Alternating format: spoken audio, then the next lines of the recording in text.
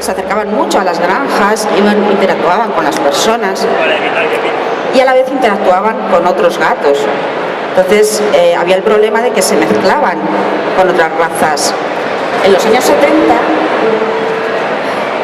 70 hubo un grupo de noruegos que se dieron cuenta de que esto estaba ocurriendo y de que si se mezclaban mucho las razas podía llegar a desaparecer, como ha habido otras razas que han desaparecido. Entonces se impusieron como tarea el conservar esta raza lo más pura posible, pero para que eso ocurriese tenía que ser declarada raza, lo primero.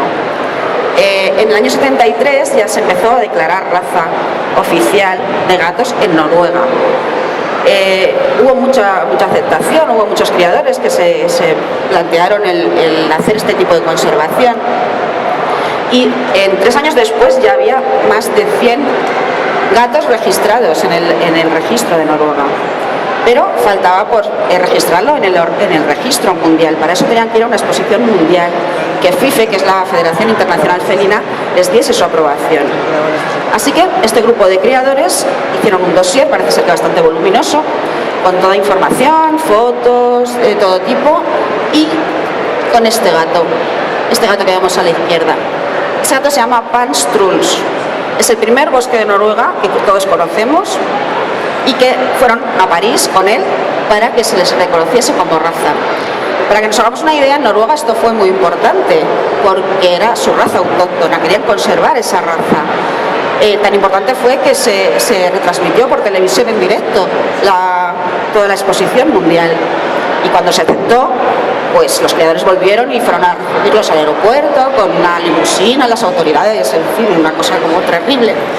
Pero es un orgullo para Noruega este gato. Tanto es así que estuvieron mucho tiempo sin permitirles la exportación de ese gato fuera de Noruega. No se permitía que saliesen. Y cuando se permitió, tiempo después, solo se permitían cuartas generaciones, es decir, tanto el padre como la madre como los abuelos ya eran bosques de Noruega. Una vez que se exportaron, empezaron a expandirse por todo el mundo y ahora es una de las razas más expandidas y más conocidas. Decir que a partir de ese gato se hizo el estándar del bosque de Noruega. A partir de ahí, todos los bosques de Noruega tienen que ser así. No digo el mismo color de manto, ni el mismo color de pelo, ni el mismo dibujo, pero sí ese tipo de cabeza, esas orejas, ese tipo de rabo. Como curiosidad, la madre de ese gato es esta pequeñita de aquí, que es una gata europea que se llama Pussy. El padre no, el padre venía de los bosques, llegaba, visitaba a Pussy, iba y de ahí salió. Bueno, los gatos se clasifican dependiendo de la longitud del pelo. Los gatos con el pelo más largo son los persas, la categoría 1, y los bosques de Noruega están en la categoría 2 de pelo semilargo. Esto quiere decir pues que tienen parte del pelo que es más largo, el collar, el rabo, y otras partes del pelo que es una longitud media. Dentro de los grupos de semilargo hay otros gatos que pueden ser confundidos y de hecho a veces se confunden porque podrían ser similares, pero quiero hacer hincapié en que no tienen nada que ver. Es una pregunta que se hacen mucho, que me hacen mucho a mí. ¿Esto es un Maine Coon? No, es un bosque. Pueden parecer similares porque tienen a veces el mismo color de pelo, son gatos grandes, pero si nos fijamos, claramente son muy distintos. Estos 3 gatos pertenecen a la categoría similar, el primero es un siberiano, el segundo un Maine Coon y el tercero un bosque. Si os fijáis, el primero, el siberiano, es un gato redondo. La cabeza es redonda, las orejitas son redondas, el cuerpo es pequeñito, son más pequeños. El segundo es un Maine Coon y los Maine Coon son cuadrados. Si vemos, las orejas están muy altas, siguen en línea recta. El perfil del Maine Coon, que es el rojo entre medias, tiene la frente, hace un pequeño stop, que se llama así, y continúa con un morro. El morro tiene que ser cuadrado, de hecho se llama caja. Sin embargo, el bosque es un gato triangular. Si veis, la cabeza es triangular y el perfil tiene que ser completamente recto. ¿Vale? El estándar del bosque lo vemos un poquito más adelante, pero vamos, quería que tuvieseis claro que pienso que se ve claramente que no son iguales, no tienen la misma expresión, no sé, son muy distintos. Entonces, cuando acabéis, como ya os ha quedado claro, dais una vuelta, que hay Maine Coons y hay bosques, y os animo a que, sin leer los cartelitos, veáis cuál es un Maine Coon y cuál es un bosque. Empezamos con el bosque, ya que sabemos cómo es perfectamente. Muchas de las características del bosque vienen definidas por el hábitat en el que vivían. Pues vivían en sitios muy fríos, con un clima muy extremo, muy duro, por lo cual tenían que ser gatos muy fuertes, muy robustos para sobrevivir. No podían sobrevivir siendo pequeñitos y flaquitos. Otra característica, en esta no se ve muy bien porque está el gato un poco sentado, las patas traseras son más altas que las delanteras. Eso en el Maine Coon tampoco se da, es otra diferencia. Esto lo que le aporta es mucha potencia en el salto, por ejemplo, a la hora de cazar o a la hora de trepar.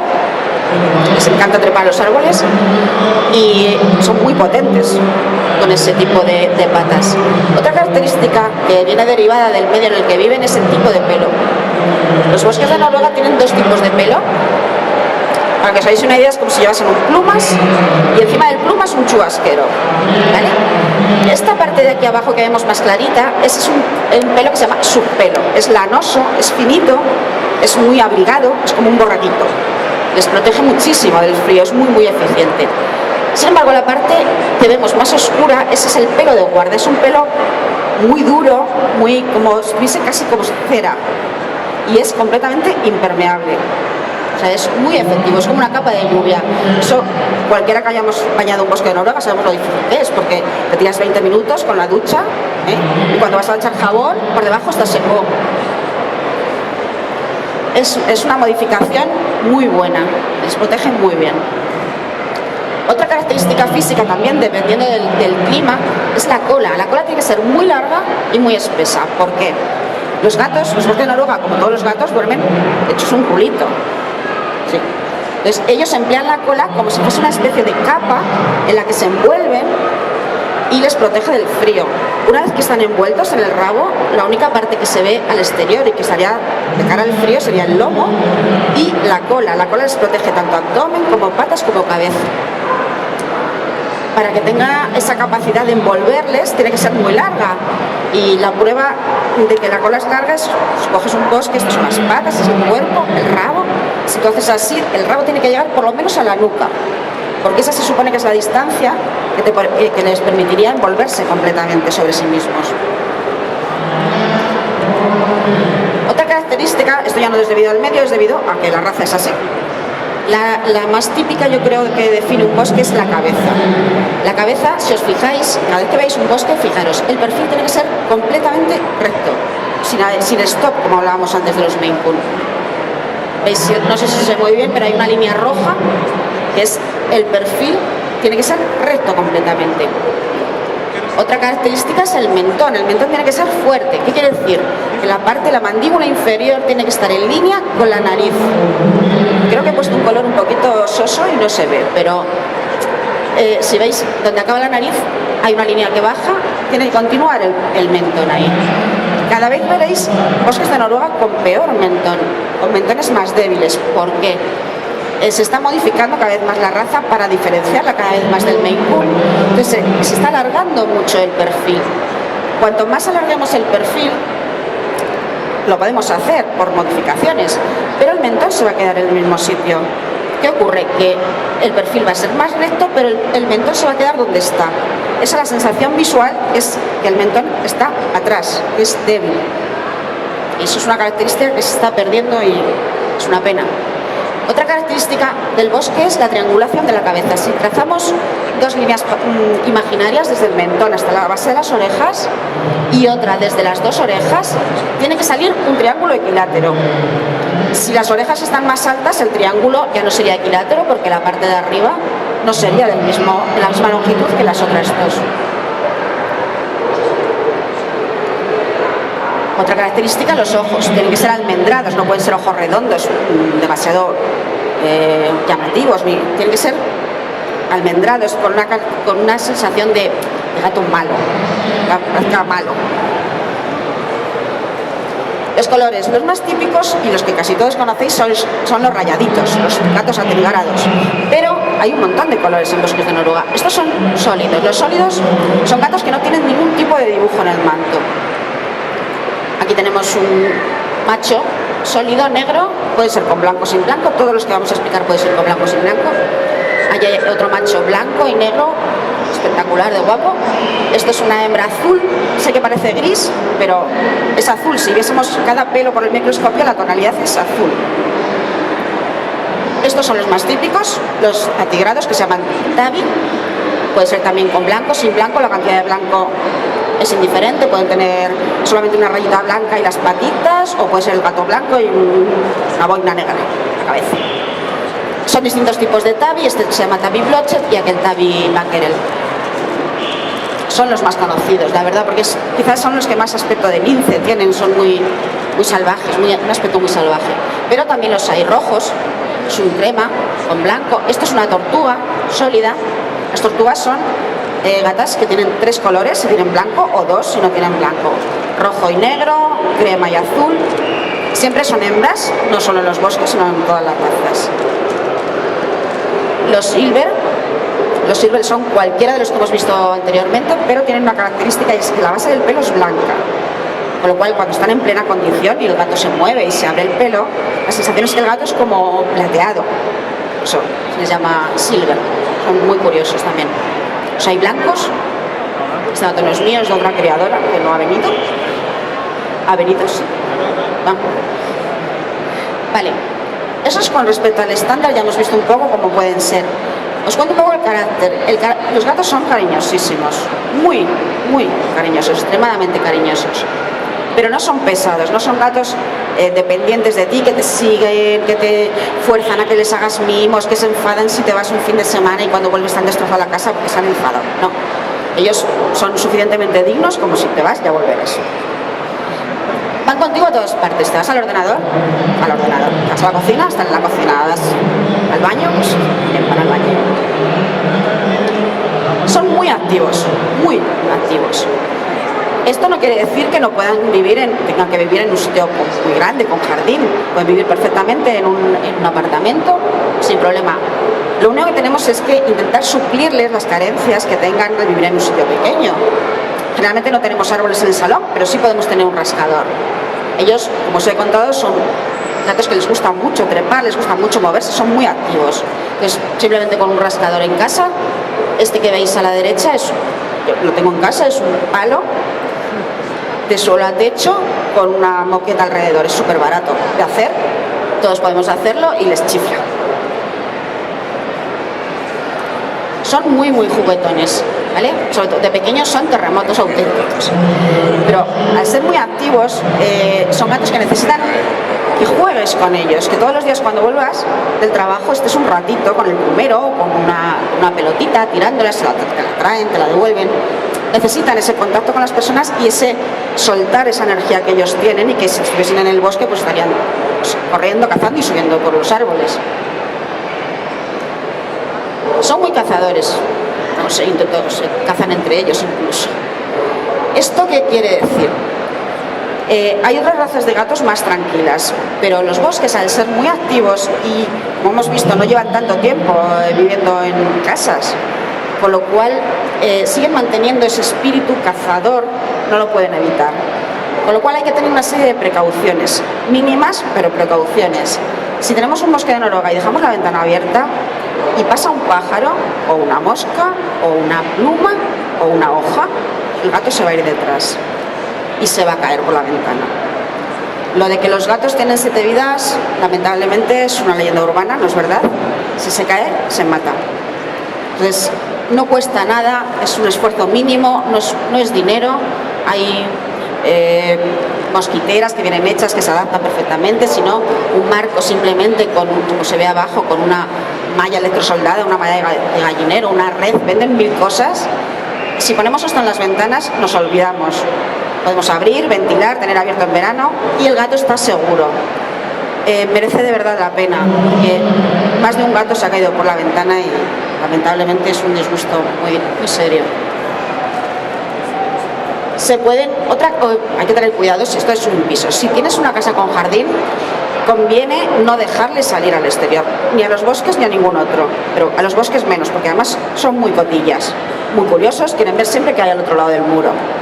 Entonces, lo ideal es tener una zona acotada en la que ellos puedan salir a tomar el sol, ya que sus dueños tienen una casa maravillosa, pues ellos lo aprovechan, salen a tomar el sol, a ver a los pajaritos, pero en una zona acotada, puede ser con unas celosías, con un pastor eléctrico, cualquiera.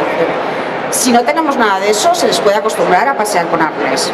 Se acostumbran facilísimamente, son muy perros en ese sentido.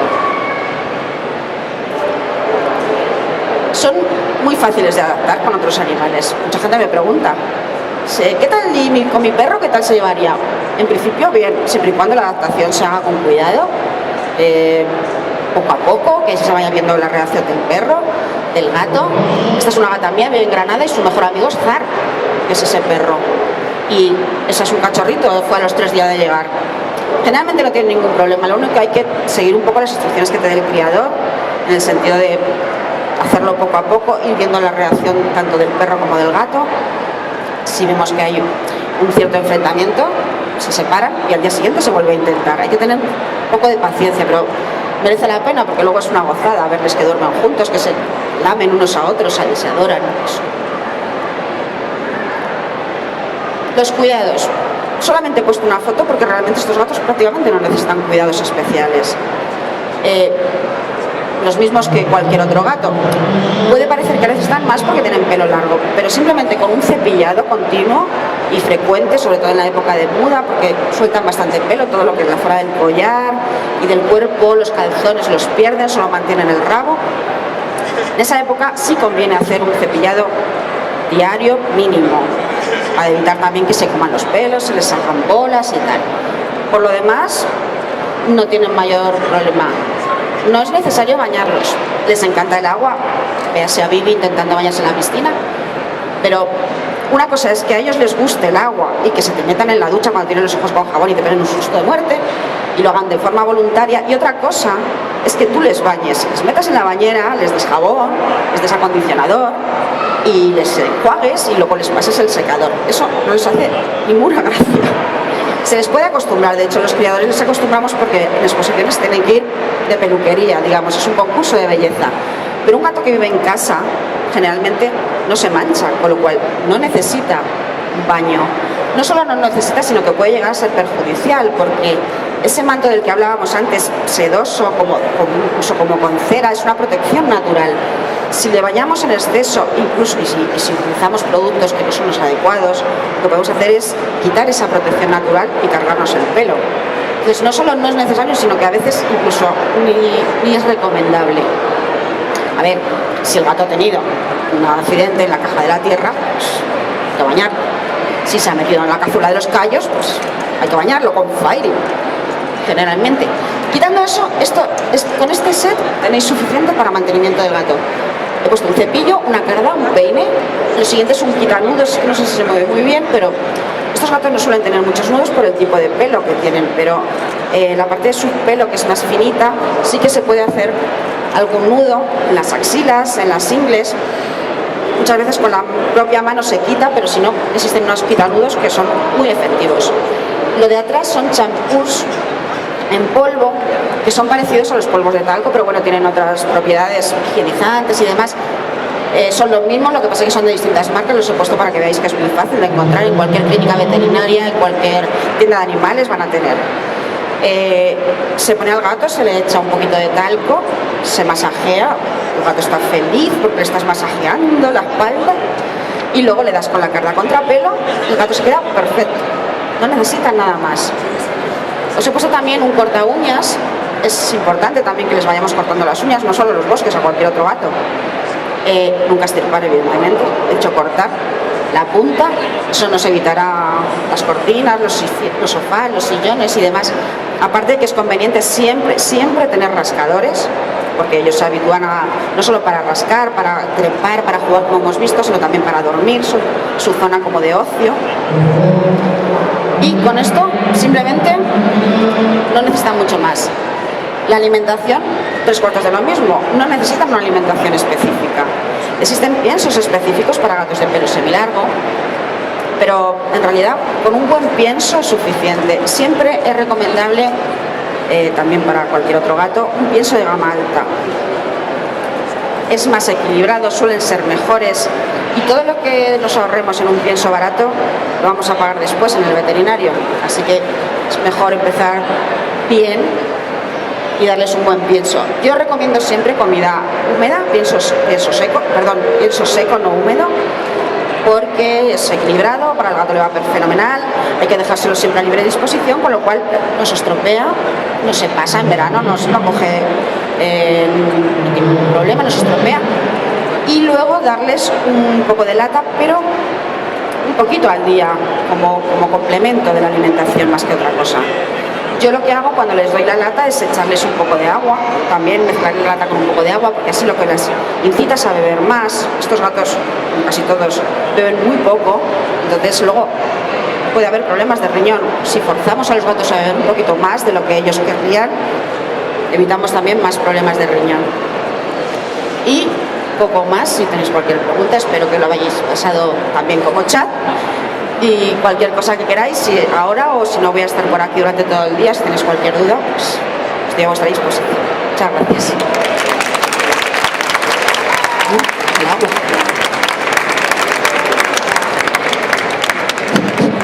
Un gran aplauso, por favor, repetir un aplauso porque esto ha sonado a poco. No, es muy bien. Es muy difícil estar ahí delante.